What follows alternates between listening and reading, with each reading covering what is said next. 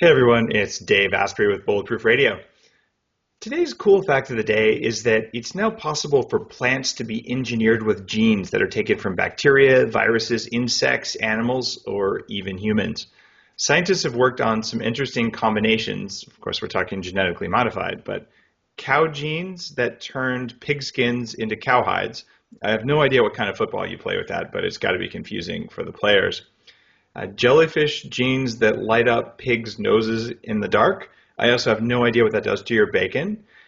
And they actually inserted human genes into corn to produce spermicide, which, I mean, you could just use Coke for that. Why would you need to do that to corn? I'm just saying here.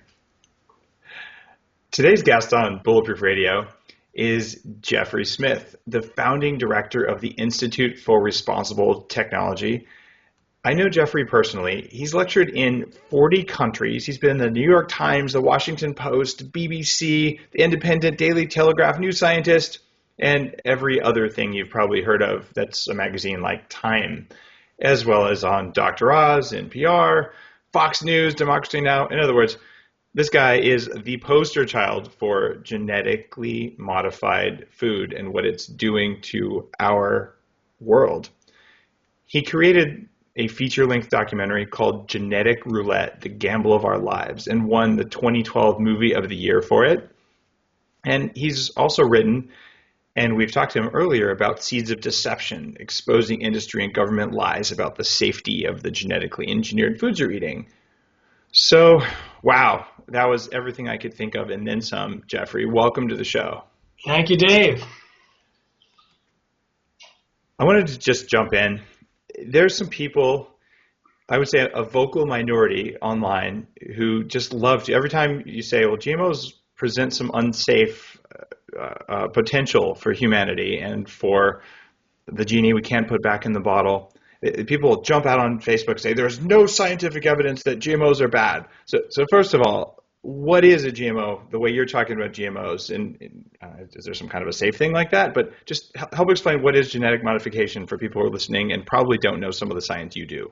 All right, I'm happy to address those that believe that it's completely safe and explain to them why they've had that engineered public relations position.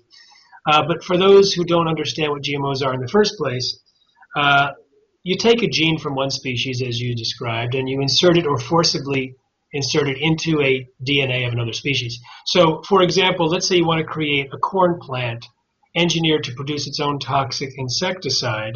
You might take Bt, which is Bacillus thuringiensis bacteria, which produces a toxin called Bt toxin that's known to break open the stomachs of insects to kill them. Then you take the gene that produces the toxin out of the bacterium, make millions of copies, put it into a gun, shoot the gun into a plate of millions of corn cells, clone those cells into plants, and voila, now every single cell of every single corn plant that you've just genetically engineered has a gene-sized spray bottle producing a toxin that breaks open the stomach of insects to kill them.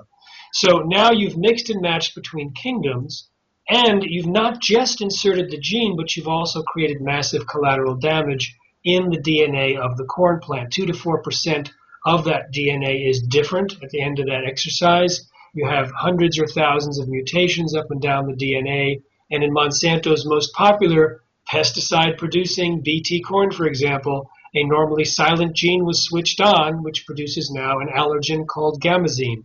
There are soybeans, which are engineered not to die when sprayed with herbicides.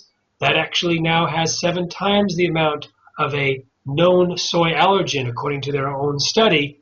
Again, this is the background noise as a result of this primitive gene insertion technology. So we know right off the bat, no matter what gene you put in, whether it's to produce an insecticide or withstand an herbicide, the process itself creates massive collateral damage, unpredicted side effects, and that's because of the primitive state of our understanding and the technology itself. That is hard to argue with. And it's really interesting because what we're talking about is unforeseen changes to genetics. And one of the things that genetically modified organisms have done is they have changed our soil because we now use so much herbicide on them that we've changed the fungus in the soil, and the fungus itself is more toxic. And I've been really digging in, and I've even filmed a documentary about that. So it's amazing what happens when you use these primitive things that cause essentially massive unplanned mutants in corn or soy or whatever it is you're modifying. And then because you've modified those, now you spray more toxins that themselves cause more mutation in the soil. So we've got one type of mutation stacked on top of another kind of mutation, and it's actually kind of scary because this is way more than natural selection would ever allow for, right? Oh yeah, it's completely, as George Wald, Nobel laureate, a biology professor from Harvard years ago said, we should not mistake genetic engineering for just natural breeding. Overnight, we're creating new combinations of proteins that never existed in nature. In other words, we're bypassing the billions of years of evolution and doing it out of the minds of the scientists, God forbid, but it's true. And we're ending up in a situation, just as you said, where these not only do we have unpredicted side effects in the gene technology, but in the application of the technology, like the dousing of herbicides. They originally told us, they meaning often Monsanto, the largest GMO producer, don't worry guys, this will reduce the amount of herbicides we're going to use. Well, they knew it was going to increase. They actually were creating factories, new factories as they were saying it, and lo and behold, in the first 16 years, the herbicide-tolerant crops, which is the main reason they genetically engineer, 80% of the crops out there are engineered not to die when sprayed with a weed killer that would normally kill them. It increased the amount of weed killer by 527 million pounds over 16 years. And what happens is the weeds outsmart Monsanto, and they become resistant to Roundup, and then the farmers spray more Roundup. And what happens in the soil is absolutely fascinating and demonic, perhaps. It's just terrible. But what happens in the body, I think, is interesting to most people because it turns out we eat a lot of Roundup in our diet, and that's not a good thing. Last night, I watched Wolverine, one of the latest X-Men movies. And of course, I'd be a fan of anyone whose skeleton is indestructible and can heal from anything, because, that's kind of literally bulletproof, right? And one of the premises in that whole X-Men thing is that something happened that caused rapid mutation, and you see all these crazy, cartoon superpower kind of things. But we've actually done that in our crops. If you cause 4% of the genes in corn to do random stuff with things from other species, we've identified additional allergens in some corn and some soy. But is there other stuff going on where we just don't even have any clue what the effects are? Oh, of course. In corn, there's higher levels of lignin as one of these background results. The metabolic pathway that produces lignin produces rotenone, a plant pesticide that's linked to Parkinson's disease. So eating genetically modified corn might increase your risk of Parkinson's disease, but no one knows since the research has not been done. When they did genetic engineering on humans, gene therapy, they inserted genetic material which accidentally switched on an oncogene causing leukemia. Same kind of thing could happen in crops, but they don't even look in the crops. In human gene therapy, they study it very carefully. They shut down all the therapies when they found out that they had created leukemia in these boys. With plant genetic engineering, they don't even look to see where the gene ends up and if it happens to be switching on a gene downstream, which might cause a toxin, an allergen, or a carcinogen, or an anti-nutrient.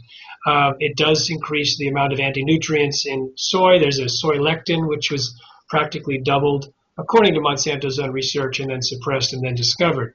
So yes, people talk about golden rice. Let's put vitamin A or beta-carotene into the crop. Well, you might increase the vitamin A and at the same time cause dramatic damage because of this side effect issue. Now, in addition, when you change the balance of active ingredients like a vitamin A, you have all sorts of things that can happen.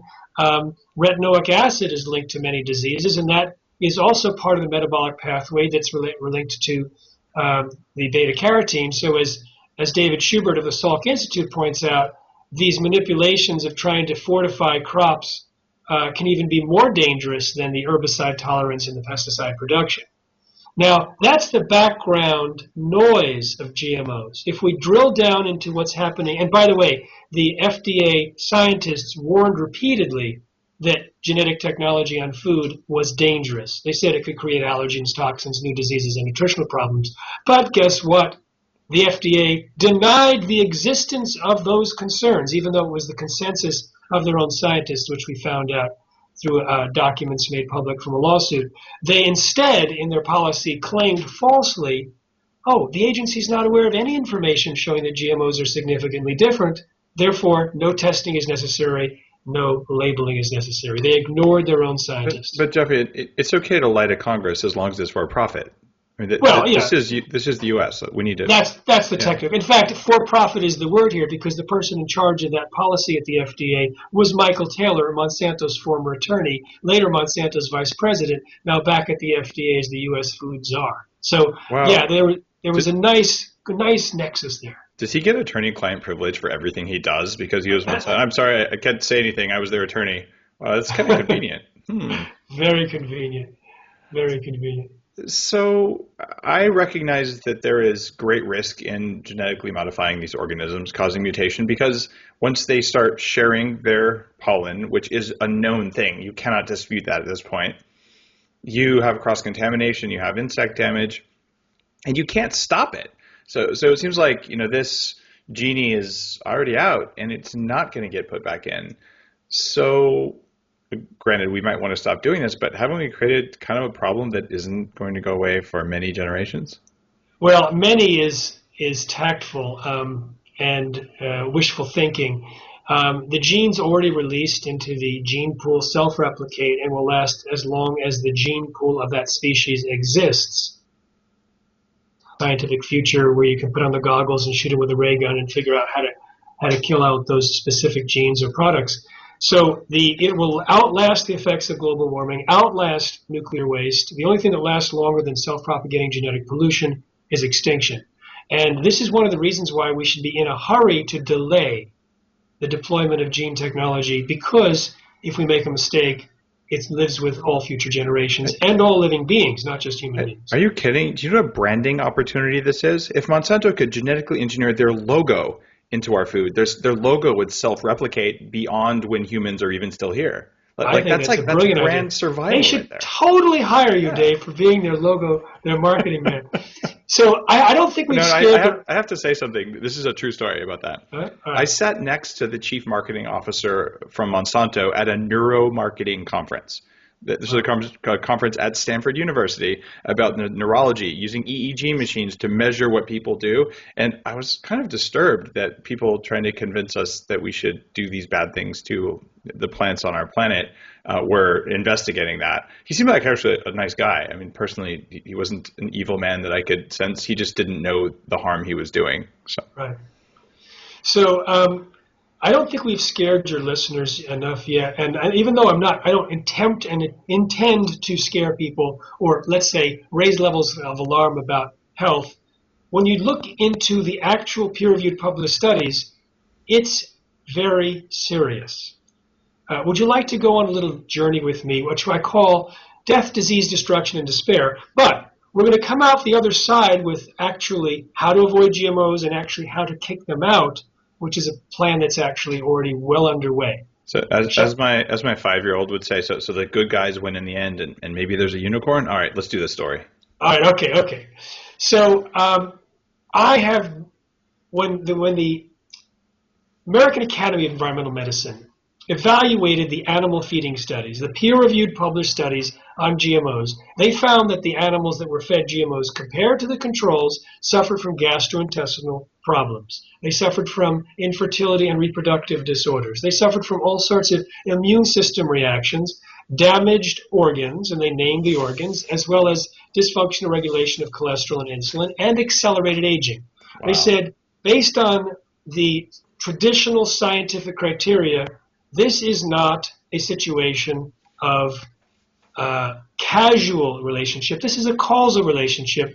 These pose serious harm. Every physician should prescribe non-GMO diets to every patient. Now, this is an organization that looks for new diseases and new causes. They were the first to identify Gulf War syndrome, food allergies, chemical sensitivity, more than a dozen others. So they were in a good position as the Sherlock Holmeses of cause and effect on the mass population for disease and disorders.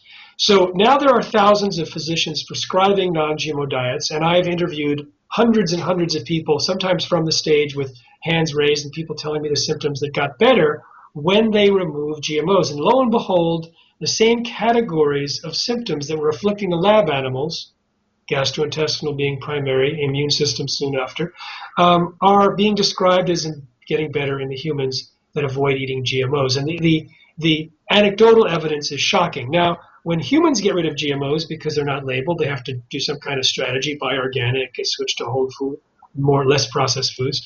And so that introduces potential cofactors to explain the improvements. But then on the farm, when they take cows and pigs and they substitute GM corn or soy with non-GM soy or corn, the same improvements occur as described by the humans, as described by the peer-reviewed published studies and reflected on by the American Academy. Now, it turns out that those same categories of diseases and disorders are on the rise in the U.S. population, parallel to the increase in GMOs in the food supply, as well as Roundup herbicide, which is the primary herbicide used on the crops. And if you look at the specific characteristics of GMOs, in particular the two main toxins, Roundup for the herbicide-tolerant crops and the Bt toxin, they predispose us specifically to these type of diseases and disorders. Let's take a look at both of them, shall we? The Bt toxin and the Roundup, to see what could possibly go wrong with eating an insecticide that breaks open the stomach of insects to kill them. Well, we were told, sworn up and down, don't worry, Bt toxin is insect-specific. We're not insects, we're safe. Well, it was discovered that, in fact, humans do react to Bt toxin. They get allergic or immune system reactions. And cells, human cells, do end up with little holes and with leakage. So now we're eating a toxin in corn supply, which is because of Bt corn. That's where we get the access to the Bt toxin. Could be creating immune system responses as well as poking holes along the digestive tract. That might explain some of the immune responses that we just talked about, as well as gastrointestinal. But as you know, if you're poking holes in the one cell thick walls of the intestines, you might be creating leaky gut, permeable gut. Now, what happens with that is this. The undigested food proteins that normally get broken down into little itsy bitsy pieces break prematurely into the blood supply. The immune system then attacks it as an invader.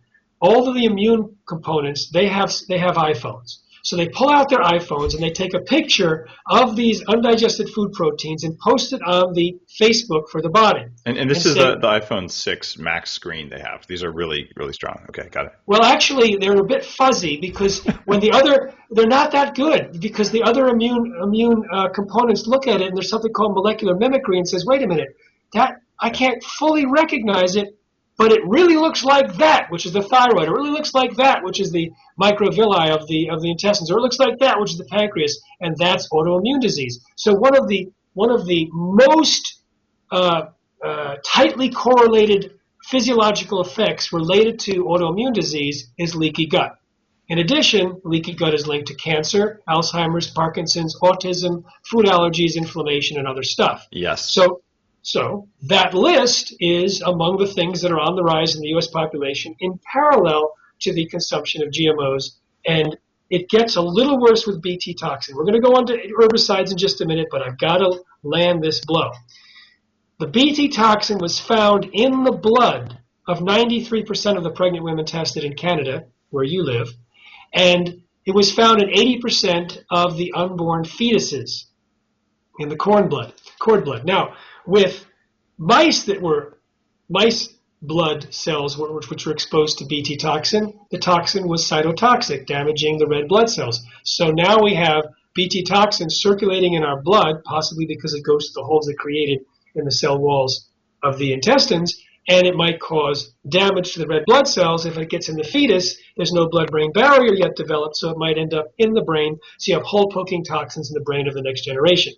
Now, the Bt toxin should wash out pretty quickly from the blood, according to scientists that I've interviewed, and it doesn't wash out quickly, or if it does wash out quickly, there must be some kind of constant regeneration of that toxin if 9 out of 10 Canadian women pregnant women had it in their blood. It wasn't Mexico where they eat corn tortillas every day, and most of the corn that we eat, in North America, in the U.S. and Canada, are high fructose corn syrup. There's no Bt toxin left in that processed food. So the authors of the study speculated that the source of Bt toxin was probably the milk and meat of animals that are fed the Bt corn on a regular basis, that they stored up the toxin, and that it was in the food. So this is one more reason you might want to have grass-fed butter in your coffee instead of corn-fed, genetically modified Bt toxin industrial butter? Yes, we do interrupt this discussion for a commercial for grass-fed butter and grass-fed dairy, but there's more. Yes. There's another potential explanation that these scientists failed to postulate in their published peer-reviewed study. In 2004, they wanted to see if genes could possibly transfer into the DNA of gut bacteria, which was a big concern. The FDA was very concerned about the antibiotic-resistant marker gene leaving the GMO crops and becoming antibiotic-resistant diseases. So the FDA said, don't worry, genes are destroyed during digestion. There's no chance that they can transfer because they're going to be broken down. So they took 7 human volunteers with ileostomy bags. They had ileostomy bags. They had their lower intestines removed, not for the study. And although, with Monsanto, you never know. Anything for science, right? Exactly. So they gave them soy burger and a soy milkshake from genetically modified soy, and were shocked to find how much genetically modified DNA survived passage through the stomach and small intestine. And in 3 of these 7 British volunteers, where they don't eat a lot of GMOs, this was in 1999 when they did the study, and published in 2004, they found that inside the DNA of 3 of these people, inside the DNA of the gut bacteria, was part of the gene that would have been inserted into soybeans to make it Roundup ready. So they inserted bacterial genes into soybeans to make them withstand doses of Roundup. And now the gut bacteria contained part of those genes, and that gut bacteria was not killable with Roundup, suggesting, but not proving, that once it transferred, it continued to function. So wouldn't having Roundup-resistant gut bacteria be a good thing if you're going to be eating modern crops? It could be, because there's a lot of Roundup in our food, but it would give a selective advantage to the transformed bacteria, which would over-colonize, but you don't know which of the bacteria are competent to pick up the gene, and so you don't know what you're doing to that gut bacteria. And also, the Roundup Ready, this is a fun question you asked. You didn't know I was going to answer the question.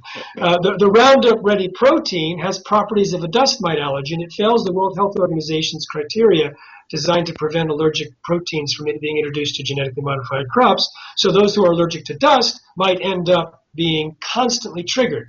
But getting back to our Bt toxin, once the pro-GMO UK government that was funding this gene transfer study discovered the genes actually transferred and survived digestion, they pulled the funding of the study, so we never looked at Bt toxin. Now, drum roll please, or actually we need the big drums hitting. Okay, what happens if you eat corn chips from corn engineered to produce Bt toxin, and the genes from those corn chips transfers to the DNA of your gut bacteria and converts it into living pesticide factories? That may be why 93% of the pregnant women tested in Canada had Bt toxin in their blood, because they were producing it in their gut. Wow. This seems like something that might have risk. And that's the point. Unforeseen risk. So to the listeners, and there are fewer and fewer of them, honestly, who genuinely believe that the motivation for GMOs was drought resistance or increasing vitamin levels, whether that was the initial motivation or not, and I would argue not, given that they started building lots of pesticide plants as they started introducing these things. But whatever the motivation was, it failed. And it is now creating something that will affect us for a long time, and it's not something that's likely to kill you right now. What it'll do is it'll suck the life out of you slowly as your gut slowly poisons yourself. If that risk happens, but maybe it's a different risk. Maybe it just kills our bees so we can't pollinate our things. Bottom line is, it hasn't been tested, we have no idea, and we can't undo it. From many levels, this seems as big of a disaster as, say, releasing massive amounts of radiation into our oceans like Fukushima, but even that has a half-life because it doesn't self-replicate, and the Right. things that we're creating do self-replicate. And frankly, I'm not living in a state of fear about this, but I choose to not spend any money or to support any type of genetically modified stuff. Except, didn't we genetically modify aspergillus so we can use it to make things like citric acid and other relatively harmless industrial chemicals? And we've been doing that for a long time without harm. Well, we genetically engineer the enzymes or the productions for the enzymes for food. We've genetically engineered the humulin, which is the insulin derived from human genes, genetically engineered bovine growth hormone. We've used genetic engineering to create substances in factory settings, in laboratory settings, and that's a different equation. Why? I mean, don't those bacteria and those fungi get out? Well, here's the thing. It can, in which case it is the same equation. Our institute is against the use of GMOs for food and for outdoor release. But we're not against the use of, say, drug manufacturing when it's done in a contained manner because the equation is different. The risk is not to the whole population. However, L-tryptophan, a genetically engineered version of L-tryptophan in the 1980s, killed about 100 Americans, causing 5,000 to 10,000 to fall sick and become permanently disabled. And it was probably almost certainly the genetic engineering of that L-tryptophan that caused the contaminants that caused the deadly epidemic. And there was a cover-up, which I describe in my book, Seeds of Deception. They even lied to Congress. The FDA even lied to Congress to cover that link. It was for a profit. It was okay. Yeah. Well, actually, they got rid of tryptophan because, in part, according to the theory and an internal memo that was released, because it was interfering with drug sales. I think Prozac was introduced right afterwards and didn't have the pesky L-tryptophan. And they even said we need to create an environment where we eliminate the competitors to these drugs. And they had tried to remove L-tryptophan twice before, and when it turned out that this one brand only of L-tryptophan caused this epidemic, they got rid of all L-tryptophan, claiming that it was all L-tryptophan that caused the problem, even though it was only showing up for the one particular genetically engineered strain that had caused the issue. And the other scientists were looking at it saying, wait a minute, if it were generic, all L-tryptophan would have caused the problem, but it didn't stop the political decision to get rid of it. There's another problem with these genetically modified microorganisms. A lot of the digestive enzymes that people take today, including vegan ones, can come from Aspergillus, which is a fungi that is genetically modified. Sometimes it is, sometimes it isn't. But what I've found is that when people take fungal-derived digestive enzymes, they don't do nearly as well as when they take ones that are derived from other types of fermentation, or better yet, from animals. Because you don't always get a clean result. You get the other stuff that's manufactured. You've got strange mutations going on. And in a highly stressed reactor or bioreactor style environment, you get drift of the cultures. So it's kind of an unknown thing out there, but you can be doing all these things for your health, but you can be taking basically something that's made from a toxic fungi, and it's supposed to be non-toxic for you, but it still has some of the other toxins in it. So I think it's a very complex problem, and it's one that people just haven't really thought about because we've sort of given that kind of genetic modification a pass. And I agree with you, the risk reward is very different there, but I'm still concerned that someone gets whatever drug producing strain of bacteria on their shoes and walks out, and that enters the sewage system, and we can have Prozac producing sewage sludge factories, and that could be messy too, right? No, I agree, and I think that when I talk about keeping it in a laboratory, I'm keeping it in a high secure laboratory as if it were dealing with disease microbes, and putting in the food supply, we're against that.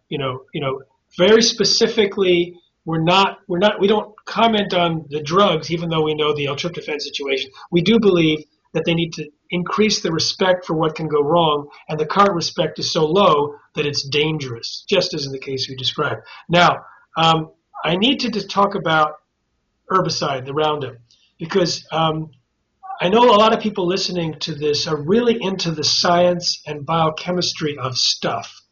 And I'm going to do it in such a way that it's easy to understand for those that don't want to get into the biochemistry. But Roundup has been we've been sold a bunch of goods on Roundup being supposedly safe and non-toxic. There are scientists who study it in detail and describe it as the most chronically toxic chemical on the planet. And it's a unique molecule, this glyphosate, active ingredient. It binds with cations. It binds with all the trace minerals. Now, trace minerals are like the keys in the engine that allow metabolic pathways to happen. So the glyphosate interferes with 271 enzymatic pathways, shutting some down altogether. Now, I'm going to give you examples of what it does because it is such a broad spectrum chelator, binding with all of these cations. It was originally patented in '64 as a chelator as a descaler, a chemical cleaner. The way that it kills plants is interesting. If you put glyphosate on a plant in sterile soil, you will stunt it. It will not die. If you put it in field soil, it will die. Now, why is that? Glyphosate binds with the important trace minerals and other minerals, causing the plant to become weak and sick. It eliminates the ability of the plant to defend against disease.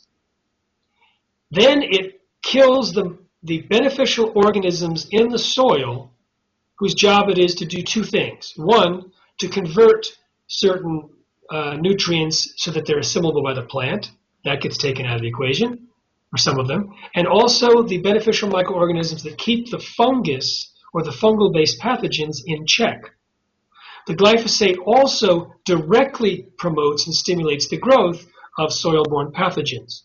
It's that increased soil-borne pathogens that do the killing of the weak and sick plant. So it becomes a perfect storm. You mentioned that it promotes fungus. Yes, it promotes the growth of fungal-based pathogens throughout the United States. More than 40 plant diseases are on the rise because of the overuse of glyphosate, and you end up creating plants that are very, very weak and sick. Now, the GMOs are also weak and sick because the minerals are chelated and they don't circulate, and a lot of metabolic pathways don't function. Now you have animals that are fed, their primary diet is Roundup-ready crops, soy, corn, cotton, canola, sugar beets, alfalfa.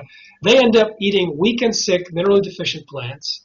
Then they end up eating residues of Roundup in high concentrations, which binds with their trace minerals, making it even worse. And you have a huge problem with animal health right now, and the veterinarians that know about this send the organs of deceased animals for testing, and they do not have any detectable manganese or low levels of manganese, which is one of the primary minerals that are deprived. Cobalt, which is important for vitamin B12, and that deficiency is huge. So you end up with weak and sick animals, weak and sick plants, and then we eat the animals, and we eat the plants, and we eat the residues of the Roundup, and then we become weak and sick, but it doesn't stop there. Because it is a chelator, it also is an antibiotic. Most of the antibiotics are, in fact, chelators, and most of the herbicides are chelators, and it kills selectively the beneficial gut bacteria, the stuff we pay for, the lactobacillus, the bifidus, etc., but not the E. coli, salmonella, botulism, and the negative stuff.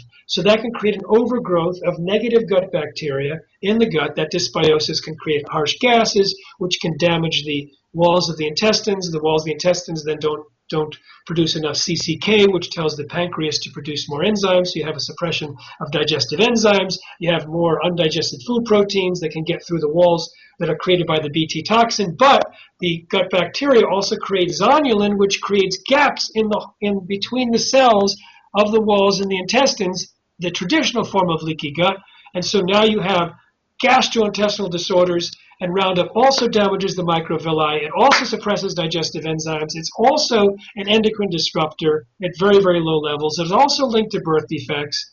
And if you look at it, also blocks another metabolic pathway. This is really interesting. The shikimate pathway in the gut bacteria, which produces L-tryptophan, which is a precursor to serotonin. And so if you don't have enough tryptophan, you don't have enough serotonin, your mood and behavior are affected. You can talk about tryptophan and serotonin better than I. It also regulates insulin. It also tells the body I'm full and I don't have to eat anymore, so it can affect potentially diabetes and obesity and mood and behavior. The tryptophan also links to melatonin, which is sleep, so you can have sleeplessness, etc., and Roundup, just to get through the whole litany before we draw the conclusion, Roundup also interferes with the P450 cytochrome pathway, which, as you know, creates the CYP enzymes, which, as you know, are linked to detoxification in the liver. And so if you've impaired the CYP enzymes, all the other toxins you're exposed to can become amplified.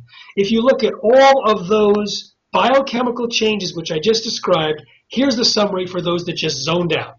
Okay? 2 scientists looked at them and said, these changes are related to, from glyphosate, from Roundup, heart disease, cancer, obesity, diabetes, infertility and reproductive disorders, digestive disorders, multiple sclerosis, Alzheimer's, Parkinson's, autism, aggression, depression, anorexia, multiple sclerosis, kidney failure, and gluten sensitivity. I rest my case. Well, I mean, since it doesn't have any effect on toenail fungus that we know of, it's probably still safe. So we should sell it, right? That's what I'm drinking. I mean, that's pure Roundup. Yeah, and anything for a profit, right? I mean, it's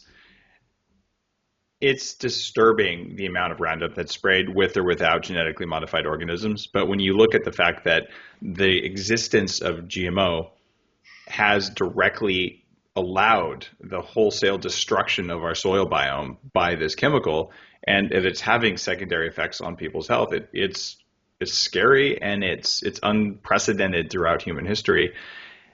Given what I know about epigenetics, I did sort of write a book on that.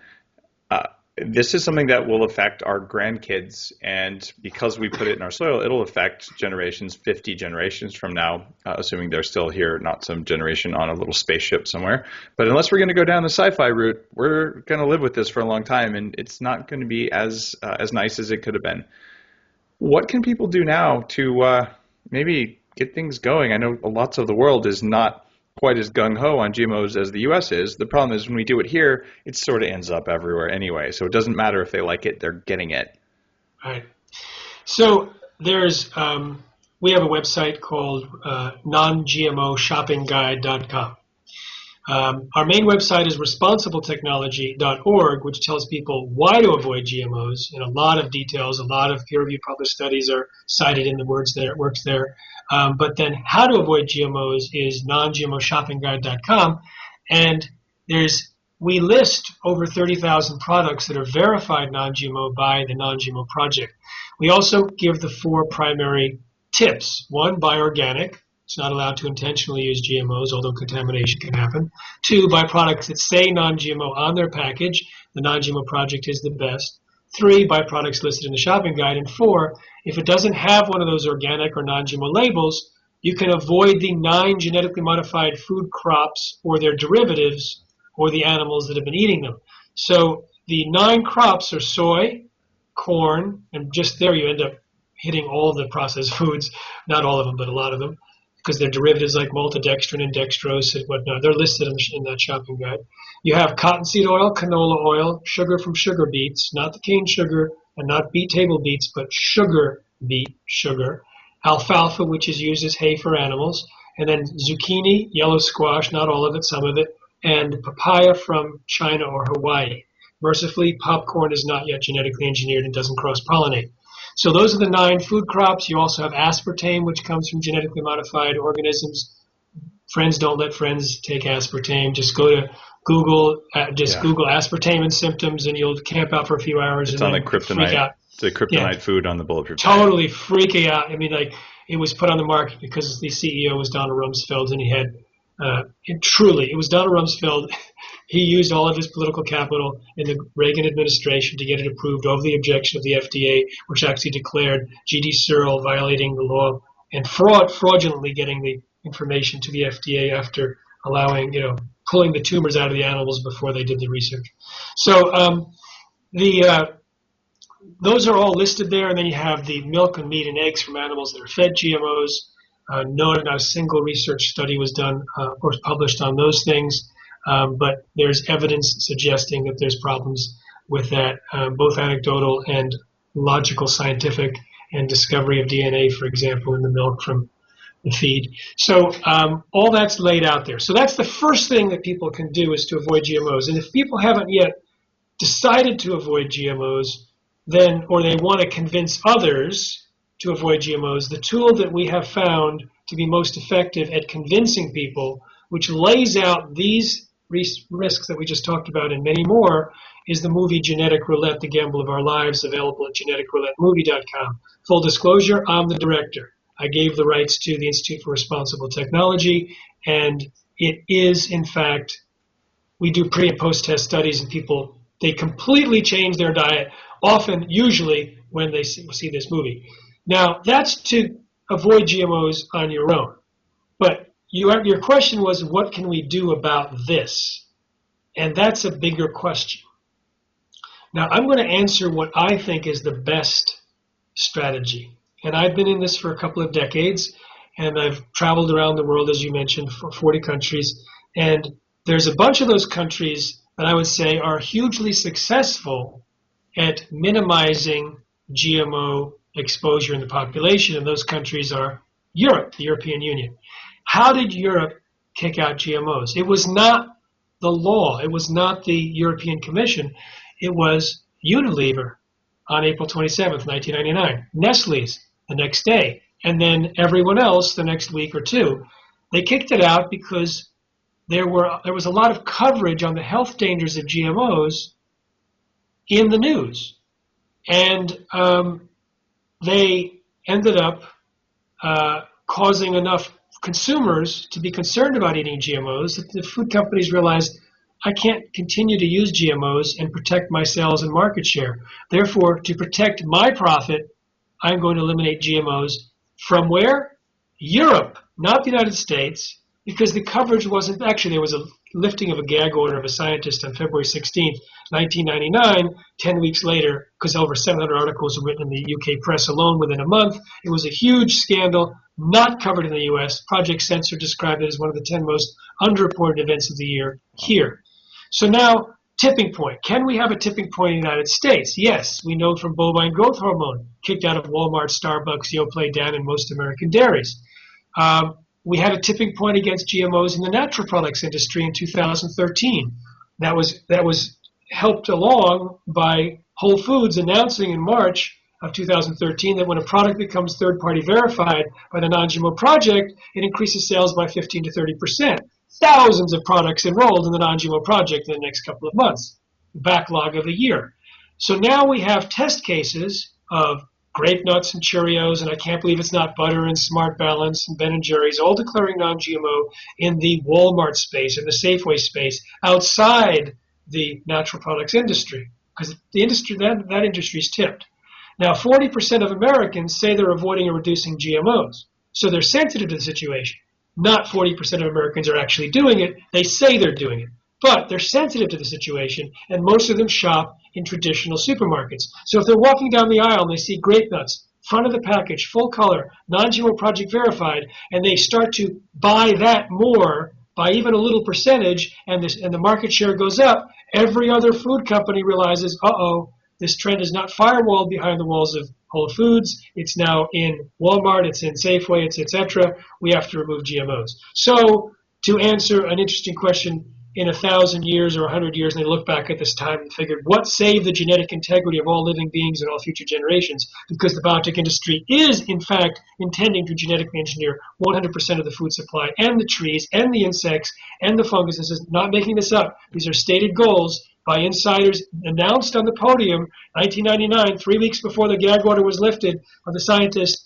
The Monsanto's consultant said the goal that they created was 100% all commercial seeds genetically engineered within 15 to 20 years, and another company estimated it will only take 5 years to do 95% of the commercial seeds, and that entire fast-track replacement of nature was derailed 3 weeks later when a gag order was lifted on a scientist, and it was covered in the press. So we have a plan to create a tipping point. We actually have moved the needle from 15% of Americans saying they're avoiding or reducing GMOs in 2007 to 40% now, by focusing now on the Walmart shopper, but not the generic one that hasn't yet related food to health, but the mom, the pet owner, the sick person, the healthcare professional, the people, and the religious person that thinks GMO means God move over. These are the 5 demographic groups. And so we have a 5-year plan to eliminate GMOs from food and then animal feed. and we're now raising money for that. So for those that would like to support in this endeavor to save all living beings and all future generations, not a bad resume builder, I would suggest going to responsibletechnology.org and making a very profound donation that's regular, so we can get that we know exactly what to say, who to say it to, how to say it. We just need production costs and staff time covered to finish this accelerating and non-GMO movement that we've helped create. So that's my answer to your question.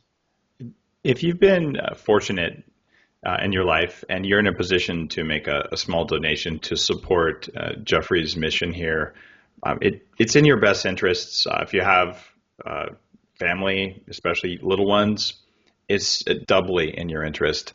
So if you are in a position to be able to listen to a podcast on your drive into work, this is probably the sort of thing that's worth paying attention to. Jeff, what's the URL people should go to if they'd like to support your work to directly pull this stuff out of our food? Thank you. Responsibletechnology.org. It's for the Institute for Responsible Technology, responsibletechnology.org. You can also sign up for a newsletter there. We'll keep you informed about what's going on, let you know of new struggles and things.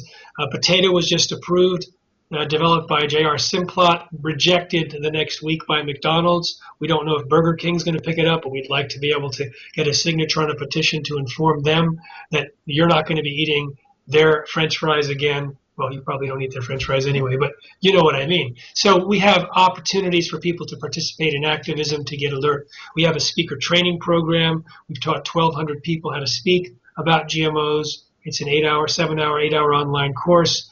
We have scripted PowerPoints.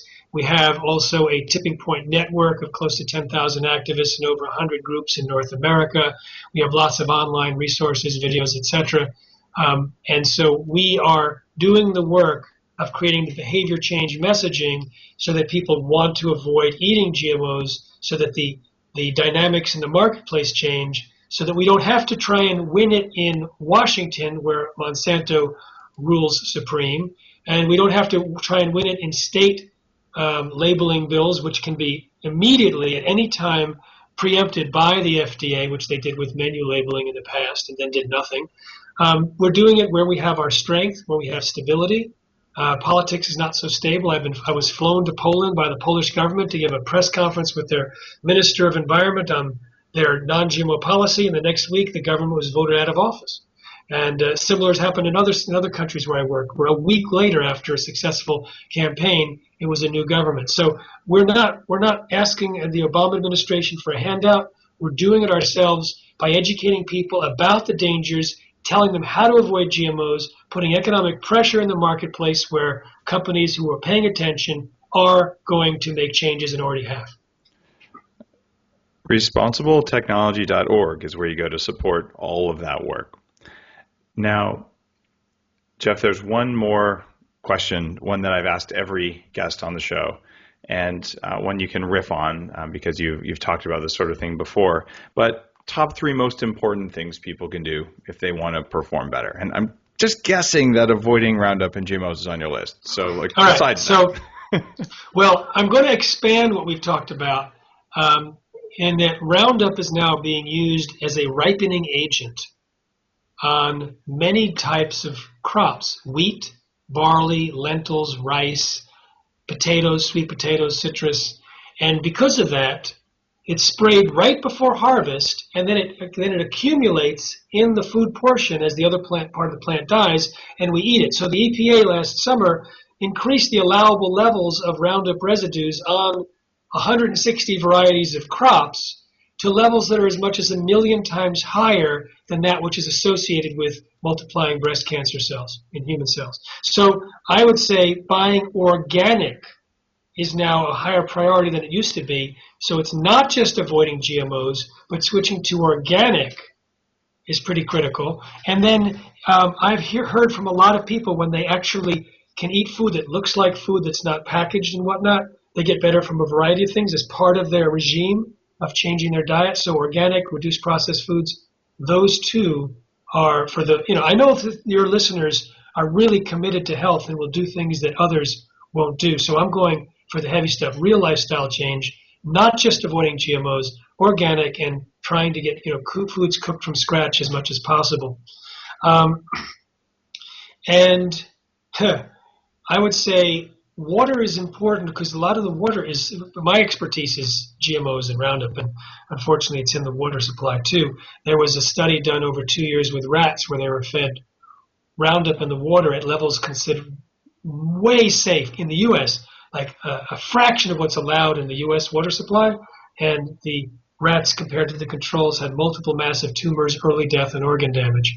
So purified water that will clean up that glyphosate or Roundup out of there. So I know I'm just sticking to what I know. Well, there's one other thing. I mean, because I know you personally, you meditate more than the average person. I'm really surprised meditation wasn't on your list.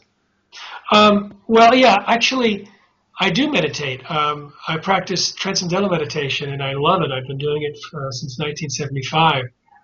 And, people say to me, I don't know how you do it by traveling so much. I traveled, 8 months last year and probably more this year. And I say, I don't know, but actually I do know how I do it. I think I take a vacation twice a day with meditation. And there's a lot of research in there, but I don't, it's interesting. The biotech industry, one of the reasons why I'm not in the habit of talking about meditation is the biotech industry spent hundreds of thousands of dollars looking into my past, trying to get everything they could to find a skeleton in my closet to attack me, which is what they do. I mean, we expose how they do this with others. And they couldn't find anything negative. They found out that I like to dance and I meditate. So they tried to use them against me.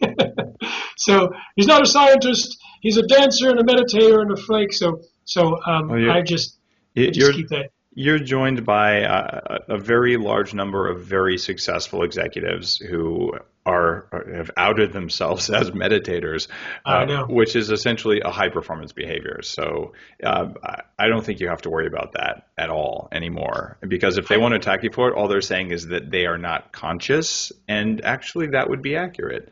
So I don't think that that's something that anyone sane could hold against you. Well, that's true, and I don't put those fellas in the category of sanity who tried to use it against me. Yeah, thank you. I did absolutely keep my personal life completely out of my public life for years until they did their big expose. He's a meditator, he's a dancer, and it's like, all right, maybe I should dance in public again. All right, there you go. Thank you so much for being on the show, Jeffrey. ResponsibleTechnology.org is the place to go to support the work to make our food supply safer. And thank you, Dave. Dave, I am amazed. I've talked to you about so many things, and you are totally geekified in that you follow things down to real technical levels. And I wasn't expecting you to know as much as you did that we just expressed about glyphosate and its fungal pathogens and aspergillus and all that stuff. I read your book, remember? Yeah, that's true. But you remembered. But it was also, you brought other stuff in that it's not in the book I wrote about since then. Oh, well thank you so much. And if you're listening to this, in addition to supporting ResponsibleTechnology.org, I have no affiliation there other than that I'm friends with Jeffrey and appreciate and admire his work. The Bulletproof Diet book is coming out right about now. So if you would do me the favor of saying thanks for all these 150 podcasts by checking out the Bulletproof Diet book on Amazon, you can send your receipt using the instructions at orderbulletproofdietbook.com, and I'll send you a bunch of free bonuses for it.